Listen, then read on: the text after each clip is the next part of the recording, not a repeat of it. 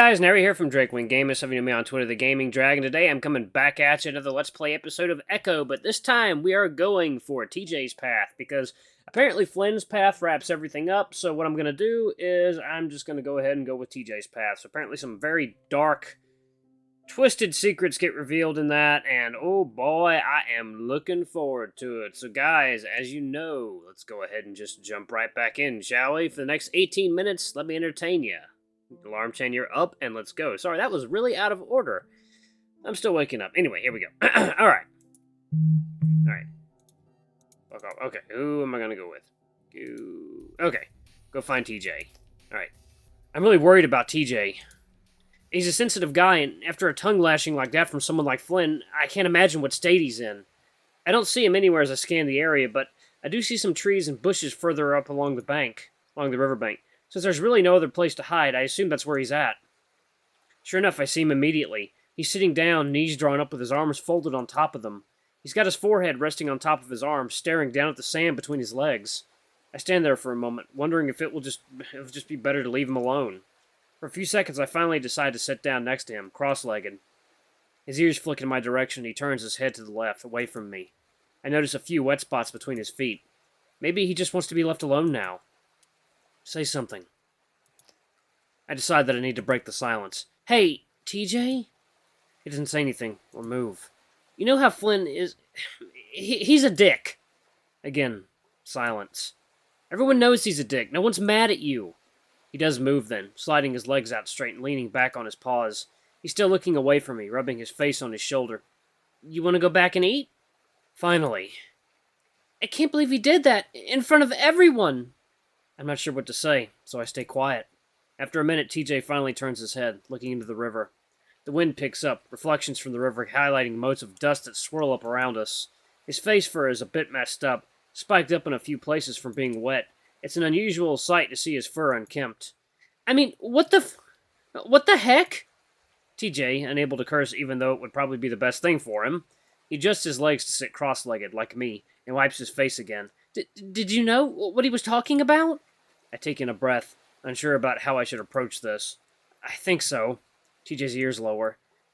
Listen, no one else thinks anything happened. We were so little, especially you. I mean, I can't believe he's doing this. I trace a claw through the dirt, drawing some wavy pattern as I try to make sense of all this myself.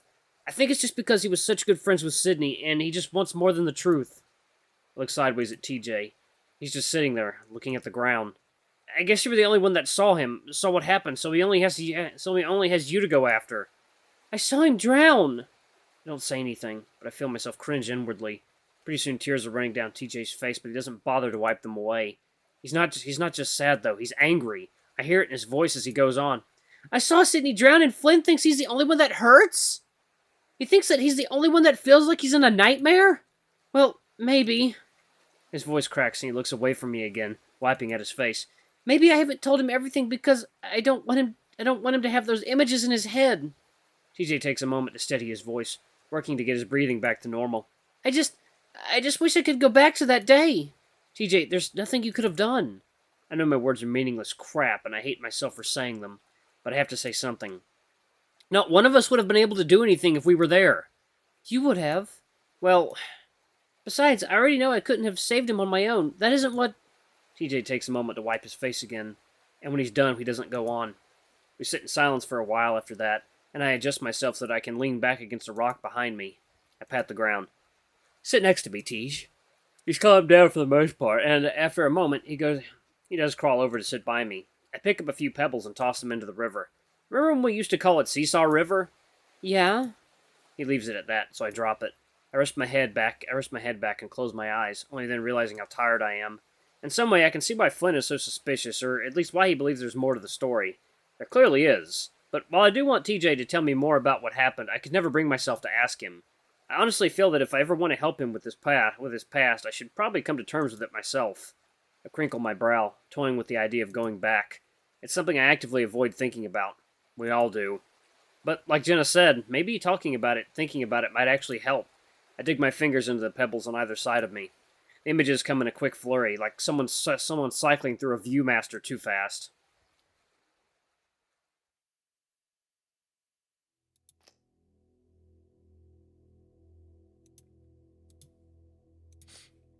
The sky is getting cloudy, the air crisp autumn. TJ is sitting in a daze, Jenna running back to town, Flynn pulling me into the water, me grabbing onto neck scruff, pulling back to shore, Carl sitting on a rock, bawling. Leo starts trying to do compressions, and Sydney just stares. Sirens, the helicopter rotors, adults everywhere. I'm home, Mom's holding me. Dad puts on my favorite movie. I watch. But still, Sydney stares.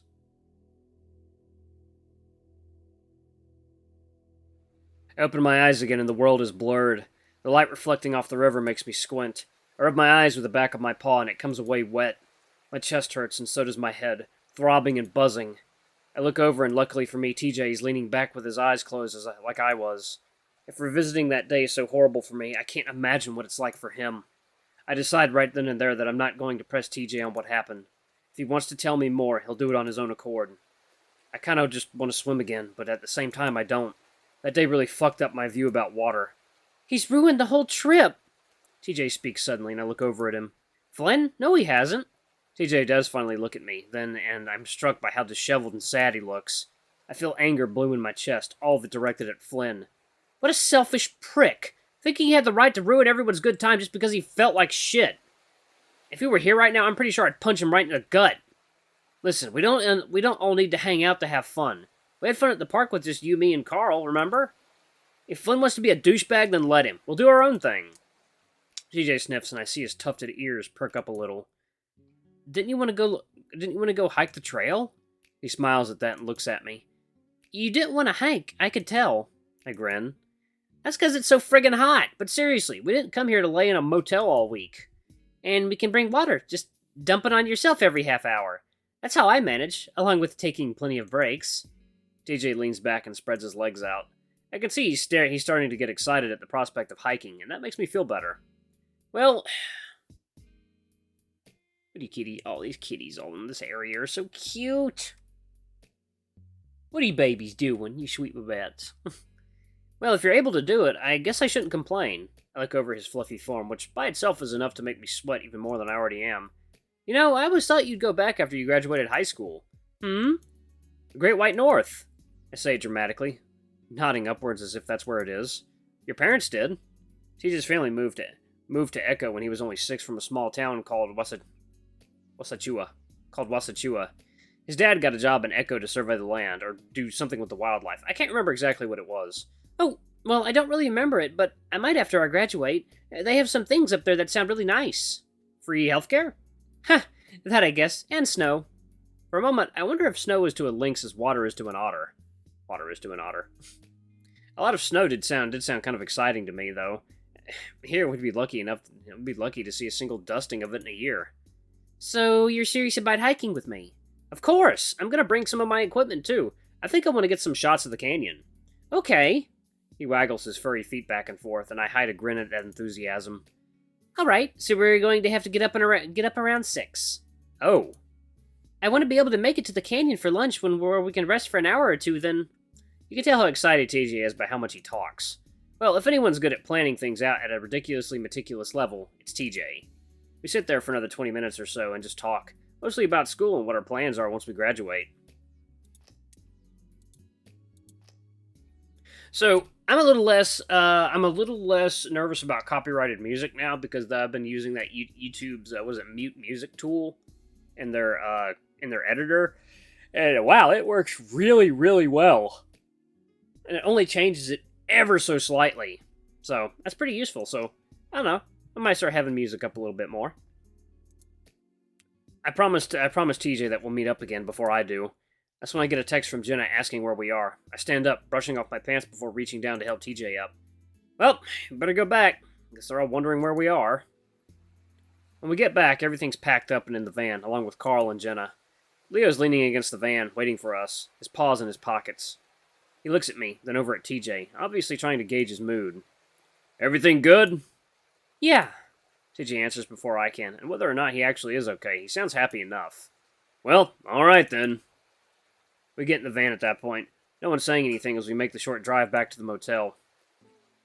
As we get out, Leo tells us all that he's going to have a word with Flynn, and despite the spoiled afternoon, we still had stuff to do over the next week. I'm not too convinced myself that will happen. I am convinced that it's going to be awkward as fuck if we do. Leah leaves for work at that point, though Carl does end up coming in with us to the motel room. The rest of the day is pretty uneventful. We watch a few movies and go to the diner for dinner. Diner for dinner, dinner for diner. Afterwards, we just sit in the room and talk. Carl filling us in on how things have been in the town over the past 3 years. It's not long before the conversation drifts back to Flynn and his outburst. I think he's just antsy because he's realizing how shitty it's been without you guys. Trust me, he's already kicking himself for it right now. Even if he is, it doesn't mean anything unless he apologizes. Oh, you know how he is, Jenna. He's sorry even if he won't say it. I don't care. He's going to have to realize that none of us have to put up with him anymore. Hey, why don't we all get some ice cream? I've been wanting to go to Ray's ever since we got here. It's hard to tell if TJ is just trying to change the subject or actually wants ice cream. Probably both. Yeah, if you want to drive half an hour to Peyton, sure. What? Why? They moved it there. It sucks. I haven't had their rocky road for a year now. Aww. Well, let's just stop by when we go to Peyton next. I assume we aren't staying in Echo for the rest of the trip. Ooh, Chase, can you take us? I'd just smile at him from my spot on the couch. Sure. Why not? Yes! I love the cookie dough! Hey, I love the cookie dough too. What about you, Jenna? Jenna's busy looking at her phone. Oh, well, I've always enjoyed their butter almond. That's good too. It's hard to find that flavor anywhere else. JJ looks at me and opened my mouth to answer. But for a moment, I draw a blank and the memories of Ray's hazy and blurred. My head is still buzzing. Oh, vanilla. I've been feeling pretty shitty ever since I'd had that talk with TJ by the river. I make a mental note to steal some of Jenna's aspirin before I go to bed. Well, Flynn was right about one of us, at least. Carl! What's wrong with that? Everyone likes vanilla. I grin, even though Carl's comments hurts me more than it should. He's just joking, after all. But I mean, who loves it, right? Personality of a rock.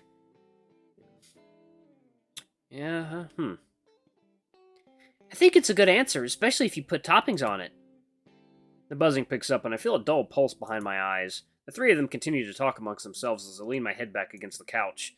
I close my eyes, trying to will away the pounding in my head. I open my eyes. The room is dark. Jenna's in her bed. TJ's in his. Carl's wrapped in a blanket on the floor. I lurch for my camera bag, then look around wide-eyed. I sit on the bed next to TJ and stare at the door. Oh yeah, this creepy part. TJ stands at the edge of the lake, staring across the other side.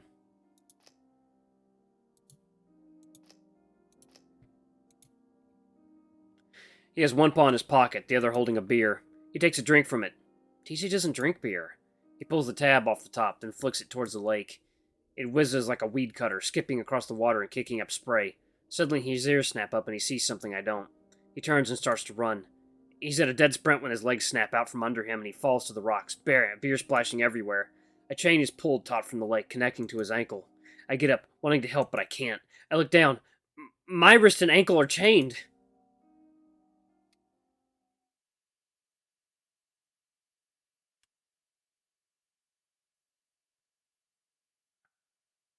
Tragedy often chains us to the place it happens.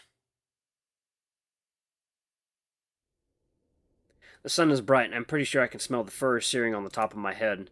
It's the end of March, so it's not nearly as bad as it can be. But being right under the sun like this, we've only been on the trail for about 10 minutes at this point, but I'm already regretting it. Chase? TJ, who's about 5 feet ahead of me, turns around. It's at that point that I realize he said something, and I have no idea what it is. Everything okay? Yeah, sorry, what did you say? He looks concerned and walks back towards me. Remember, if you have a headache, or feel sick to your stomach, or if you start feeling like you're not yourself... Don't worry, I'm fine. I try to give him a smile to show it's true, but he's already in the process of unscrewing a bottle of water from his backpack. No, wait, you don't have... He dumps half of it over my head, and I hurriedly unshoulder my camera bag. Watch the equipment! Sorry, Chase, but you're not having a heat stroke on my watch. You know, I've studied otter physiology. You guys don't do well in dry, hot environments. He's pretty close to me, having to dump the bottle over my head. I keep holding the bag away from my body while I look down at him, water dripping from my whiskers. Otter physiology? Yeah, it's like your body. It's parts, what they do. It's a little awkward that TJ knows how my body works for some reason. Huh, so like you've studied all our parts? The hinted humor is weak in the first place, but I realized too late that I'm talking to TJ and that he probably wouldn't have laughed even if it was funny. He looks a little taken aback. Oh, well, yeah, we all have different anatomies, so it's important to... He trails off and I can tell that he's blushing. He frowns at me. Are you making fun of me? What? No, I was just trying... He turns away suddenly and starts back up the trail. We should keep going. It's an all-day hike. I follow him quietly. It's hard to judge the type of expression he just had on his face. It wasn't exactly angry, more flustered. Yeah, TJ likes dick. I'm pretty sure it's because he knows I like guys. Even in college, my straight male friends get uncomfortable when I joke about sex, like they think I'm coming on to them. TJ's never told me how he feels about my sexuality. In fact, I know nothing about his sexuality. I think he dated one girl in high school, but that fell apart pretty quickly. She had problems fitting in, so he befriended her. Obviously, she took it as him liking her, so she asked him out. TJ, of course, couldn't say no. He's always on the quest to make other people happy. Anyway, he definitely isn't homophobic. He seemed really happy for me when he found out I was going out with Leo, and he seemed really sad when he found out that we broke up. He doesn't exactly follow any particular Christian denomination that I know of. He hasn't even weighed in on the whole Jesus species debate. From what I can gather, TJ just likes the spirituality of the whole thing. Once Leo told me that TJ is the type of Christian that Christians always say they are, but definitely aren't. I have to agree. Okay, so you know what? I'm not religious, but I like people who try and be Christ-like, in that they don't judge others, and that they're open-minded, and they preach love and peace. That is what I think more religion needs to be about. Anyway, 2 hours later, and I'm pretty sure I'm going to die. I'm practically stumbling after TJ, the lynx, 15 feet ahead of me. He doesn't even notice either. He's cheerfully marching up along the steep trail and over rocks as if they aren't even there. I'm dying. I'm literally dying. My foot slips and I faceplant. I lay there, waiting for TJ's God to take me. Chase! I hear some stumbling and TJ slides up next to my body, sending a cascade of gravel over my head. Oh my gosh, are you okay? I hear the telltale sound of an unscrewing bottle. I turn my head to the side. No! A gush of water hits me right on the face and I jerk up, sputtering and wiping at my eyes. For the love of God, TJ, stop it! Let's get you to some shade. He grabs me around the arms and starts dragging me towards a big boulder. Calm down, I can walk. Are you sure? Yes! TJ's looking incredibly worried right now, hovering over me as I make my way to sit against the boulder. Dude, I'm fine. I'm just tired. I don't know how you do it. TJ keeps watching me. Once I sit down, he kneels next to me, then runs his paw through the fur on my forehead, feeling it with his paw pads. You're a little warm. We should rest here a bit. He takes out another bottle of water. It's like he brought 50 of the damn things. We should probably get your clothes wet. I put a paw on his shoulder. TJ, calm down. I'm fine. You sure? Because... TJ! He stops babbling and looks me in the eye, the water bottle in one paw, the cap in the other. What's up? He looks at me for a second, then breaks eye contact, slowly screwing the cap back on the bottle. Sorry, I just want to make sure you're okay. I'm the one that asked you to come. Relax, I'm just being a little dramatic. Alright, if you're sure. I am, but I could use a drink. He hands me the bottle. Good idea. Have you been making sure to drink a lot? I have plenty. Yep, my piss is crystal clear. TJ's muzzle quirks as I take a long draft of water from the bottle. I cap it and burp. You know what? I think it's because I'm starving. What are we gonna eat? Not yet. We have to make it to the top first. I have some granola bars, Grandpa bars. I have some granola bars. That's pretty much what they are. Ew, dude, I'm hungry for real food. It is real food. Anyway, it'll be so much better if we do it at the top. Besides, this is the hardest part and it's almost over. It's all downhill after this. Alright guys, I'm gonna pause it right here. Thank you all so much for watching. This is the beginning of TJ's Path. Don't forget to like, comment, subscribe, ring that notification bell. Leave a super thanks or a tip if you can. It always helps. Until the next video, I love you all. I'll see you next time. Bye-bye!